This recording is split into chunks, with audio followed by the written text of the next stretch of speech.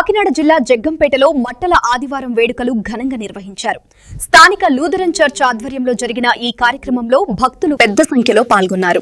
Pastor reverend SRK Stephen నాయకత్వంలో సంఘ పెద్దలు, యూత్ సభ్యులు, సండే స్కూల్ టీచర్స్, చిన్నారులు కలిసి భక్తిభావంతో మట్టల ఆదివారాన్ని జరుపుకున్నారు. ఈ సందర్భంగా చిన్నారులు పుష్పాలతో మట్టలను అందంగా అలంకరించి ఆకర్షణగా నిలిచారు. జగ్గంపేటలోని పాత చర్చి నుంచి అంబేద్కర్ నగర్ మెయిన్ రోడ్ మీదుగా లూథరన్ చర్చ్ వరకు ఘనంగా ర్యాలీ నిర్వహించారు.